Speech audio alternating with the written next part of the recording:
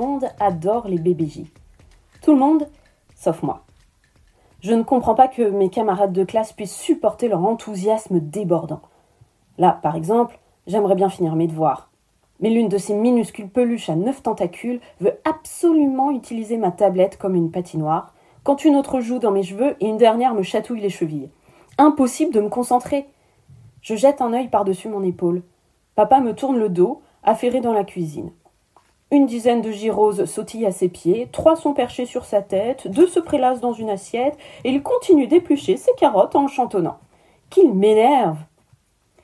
Vite, je me passe la main dans les cheveux, faisant malencontreusement tomber le premier alien. Il rebondit dans un pouic joyeux tout près de mes chevilles. Un petit coup de pied et hop! Je l'envoie plus loin sous la table, accompagné du chatouilleur de service. Pour terminer, je plisse les paupières et fous droit du regard celui qui se dandine sur ma tablette.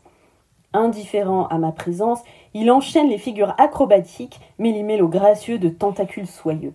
Frimeur! La surface vitrée de la table me renvoie mon reflet, cheveux désordonnés et joues roses.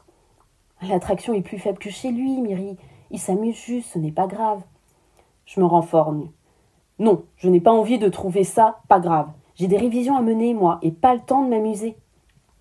Je reviens au danseur, croise ses ocelles, ces immenses miroirs d'ébène qui lui font comme 2 grands yeux brillants d'amour. Une bouffée de jasmin me monte au nez, écœurante. Je fronce les sourcils jusqu'à ce qu'ils se touchent. Sans succès. Malgré ma grimace, l'énergumène continue de se prendre pour un patineur en gala. Il a envie de voltiger, c'est sûr. D'un geste de la main, je balaie l'indésirable. Il glisse sur la surface polie de la table en un magnifique vol plané, puis atterrit au milieu de ses congénères dans un frottement étouffé. Panier! Malheureusement, mon père m'a aperçu. Myrina, enfin, un peu de délicatesse, voyons. Je réplique naïvement. Délicatesse, comment? J'ironise en appuyant sur le mot favori de mon professeur. Tu fais de l'anthropocentrisme, papa. Les J ne réagissent pas comme nous. Ils sont plus intelligents, plus résistants, plus souples, plus tout. Délicat, ça ne veut pas dire la même chose pour eux que pour nous. Regarde, il est tellement content d'avoir fait une pirouette qu'il va me demander de recommencer. Il est heureux, c'est ça qui compte, non? Mon père ouvre la bouche, puis se ravise et retourne à la cuisine en soupirant. Il sait qu'il ne fait pas bon débattre avec moi à ce sujet. Ignorant le tas de J qui cabriole soyeusement à ses pieds, je me concentre enfin sur mon cours. Mes camarades de classe passeraient des teintes à caresser la progéniture dont mon père a la garde, mais moi, je reste de marbre. Peut-être que je n'ai toujours pas digéré leur mode de reproduction.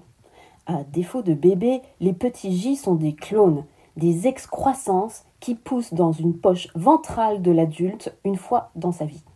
Ils grossissent, et quand il n'y a plus de place pour tout ce monde, plutôt que de sortir, ils se mangent entre eux, petit à petit.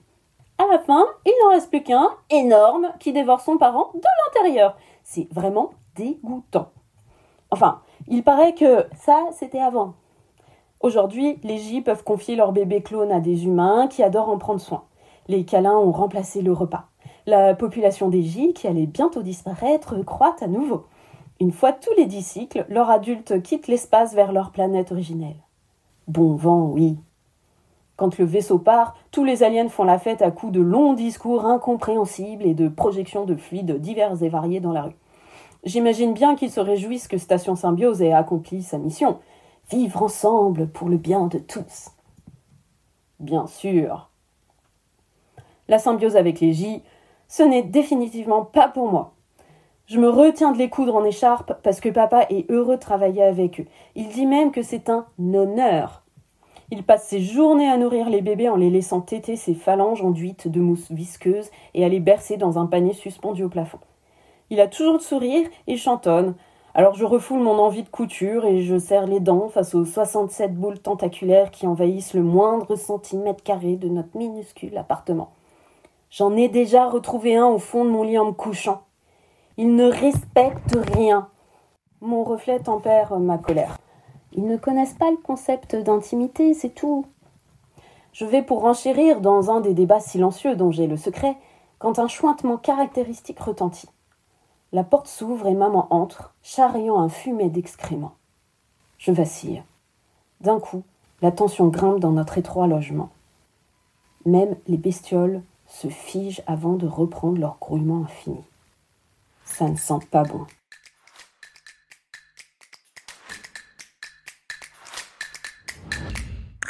Vous écoutez Inky Épite ce livre, le podcast lecture en 15 minutes, à peu près, qui donne vie et voix aux premiers mots d'un livre et vous donne envie de découvrir les suivants. Ou pas. Je suis Mafalda Vidal, amoureuse des jolis mots et des belles histoires.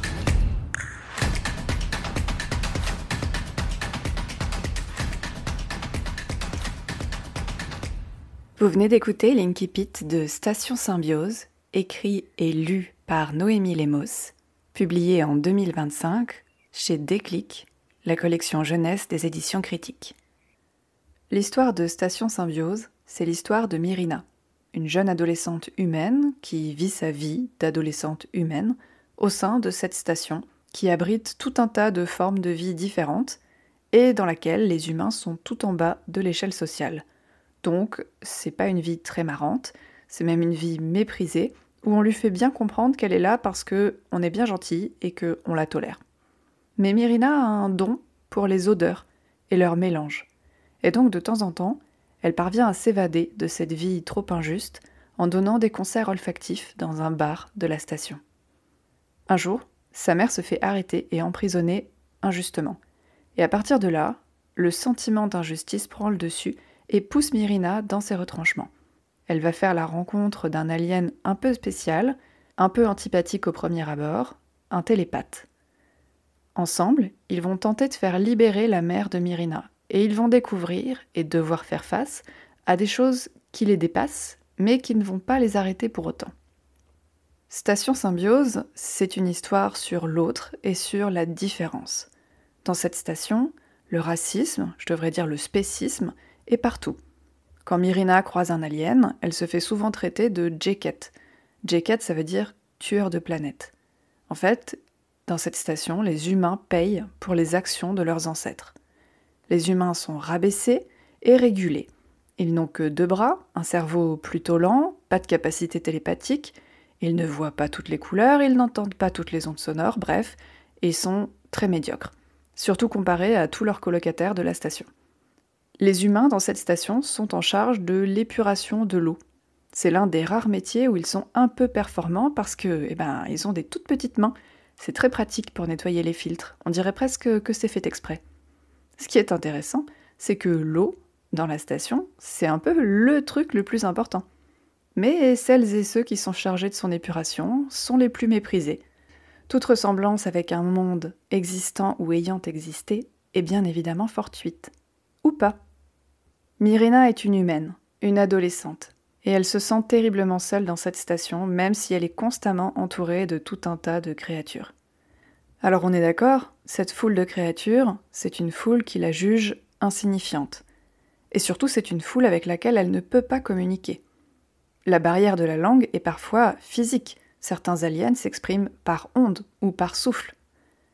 Les aliens se considèrent comme supérieurs aux humains et donc les méprisent, les écrasent. On est donc dans un collectif qui instaure un rapport de force totalement déséquilibré avec les humains, qui sont donc rejetés et qui en plus ne peuvent pas se défendre parce qu'ils ne peuvent pas communiquer. Pourtant, Myri va réussir à créer des relations.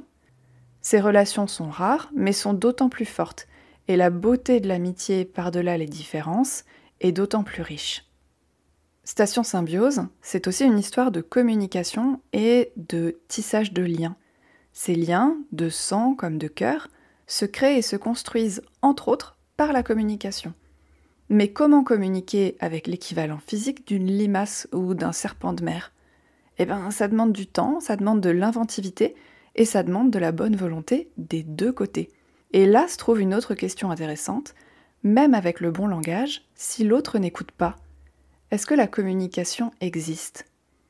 Et la question qui en découle, comment faire pour que l'autre soit attentif ? Comment faire, en tant qu'humain naviguant au milieu de tout un tas d'individus a priori hostiles, pour attirer l'attention suffisamment longtemps pour faire entendre sa voix ?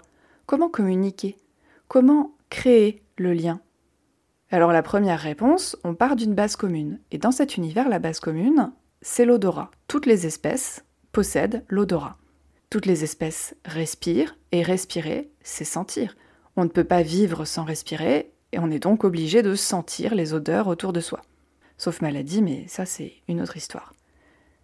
Dans ce roman, il y a une trouvaille absolument géniale, ce sont les concerts olfactifs que donne Myrina. Un concert, c'est une œuvre d'art qui véhicule et qui crée des émotions fortes, qui tisse des liens entre les spectateurs et l'artiste, mais aussi entre les spectateurs entre eux, et aussi dans le cœur même de chaque spectateur, et aussi dans le cœur même de l'artiste. Et là, on touche au pouvoir des émotions. Les émotions, c'est un truc typiquement humain. Mais pourtant, ça touche tout le monde, tout l'univers. Pendant ces concerts olfactifs, le public de Myri est très divers, mais tous sont attentifs, parce qu'elle y met de l'émotion. Et que ça, c'est fascinant, même si on ne comprend pas tout. On est forcé de sentir, de ressentir quelque chose. C'est comme la respiration. Les émotions sont très similaires aux odeurs, dans ce sens. Cette idée que le partage d'émotions, que ce soit par l'art ou par la parole, que ce partage soit un langage universel, c'est une idée non seulement extraordinaire, mais surtout c'est une idée vraie. L'émotion est un langage universel. Il y a un autre élément important dans ce roman, c'est l'écologie. La devise de la station Symbiose, c'est « vivre ensemble pour le bien de tous ». La station Symbiose, c'est un équilibre construit. C'est une communauté interespèce où chaque espèce a son rôle à jouer pour maintenir le dit équilibre. Un rien peut rompre l'équilibre. L'équilibre, il est basé sur le vivre ensemble. Vivre en communauté, ça veut dire renoncer à certaines libertés, de manière à ce que chacun en ait le plus possible. Ça nécessite des compromis, et qui dit compromis, dit communication et écoute, d'où l'importance de la communication interespèce. On peut se dire que c'est un équilibre fragile, puisqu'il dépend de la volonté et du caprice de chacun, donc c'est assez instable. Mais on peut aussi se dire que c'est un équilibre très stable au contraire, parce qu'il repose sur chacune et chacun. Et chacune et chacun dépend de cet équilibre, donc a tout intérêt à le préserver. C'est donc un message très fort, un message écologique et responsabilisant qui se trouve au cœur du roman. Chacun peut agir, chacun peut faire entendre sa voix, même un djekket. Si vous êtes curieuse et curieux de découvrir des espèces aliens toutes plus originales les unes que les autres, si vous n'avez pas peur de vous perdre dans les couloirs et les passerelles d'une station spatiale haute en couleurs et en odeurs, et si vous aimez l'art et les liens créés et sublimés grâce à l'art, alors lisez Station Symbiose de Noémie Lemos.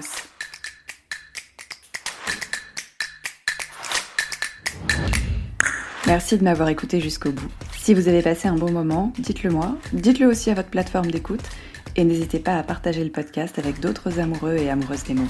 À bientôt!